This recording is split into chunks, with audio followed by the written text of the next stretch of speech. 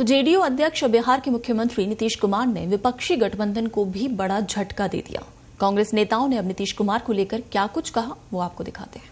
हमें कभी उम्मीद नहीं थी कि इस प्रकार के कदम वो उठाएंगे, क्योंकि वे साफ शब्दों में कह चुके थे कि वे किसी हालत में मरते दम तक भाजपा के साथ अब नहीं जाएंगे।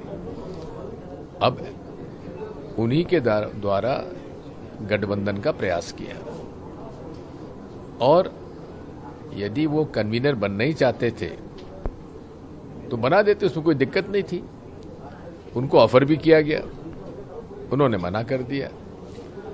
फिर ये कदम उठाने का क्या कारण रहा? जिस प्रकार से उन्होंने पिछले 1-1.5 साल में सामूहिक विरोध भाजपा का करने की पहल की थी, उस पर कायम रहना चाहिए था।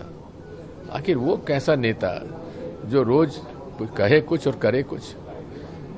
दोनों तरफ से अब अमित शाह जी ने कहा था कि किसी हालत में नीतीश कुमार आना भी चाहेंगे तो उनको नहीं लेंगे।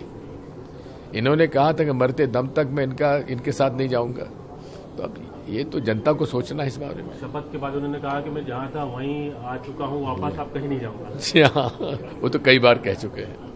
नीतीश कुमार जी ने राजनीति की नई परिभाषा बताई है देश के लोगों को, और जो कुछ बिहार के अंदर हो रहा है, मैं किसी को दोष नहीं देना चाहता, लेकिन इतना जरूर कहना चाहता हूं कि देश के लोग राजनीतिज्ञों पर भरोसा करना और यकीन करना छोड़ देंगे।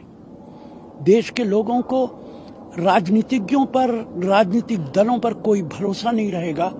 वो कोई भी बात कहें, कोई भी वादा करें, उन वादों का कोई मतलब नहीं रह जाएगा। आरजेडी के भी नेता हैं, वो उनको गिरगिट बता रहे हैं कि रंग बदलने वाले कोई अगर है तो नीतीश कुमार। देखिए, कौन क्या टिप्पणी करता है ये उनका अपना मामला है। मैं सिर्फ इतना कह सकता हूं कि बिहार की राजनीति लोकतंत्र को कमजोर करेगी। बिहार की राजनीति लोगों के विश्वास को ठेस पहुंचाएगी। नीतीश जी ने तो कहा था कि मैं मर जाऊंगा लेकिन बीजेपी में नहीं जाऊंगा। इस जुमले का क्या मतलब है? ये उनका अपना फैसला है। वो बीजेपी में चले गए, पहले भी बीजेपी में रहे हैं। किसी को इस बात पर एतराज नहीं है कि वो बीजेपी में चले गए। एतराज इस बात पर है कि जिस तरीके की राजनीति उन्होंने की है पिछले 8-10 सालों में, उससे लोगों का विश्वास खत्म हो गया है।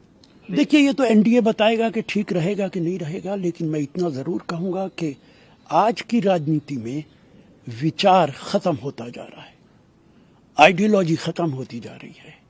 और जब सत्ता आइडियोलॉजी पर हावी हो जाती है तो फिर राजनीति नहीं रहती है, फिर लोग भरोसा करना बंद कर देते हैं।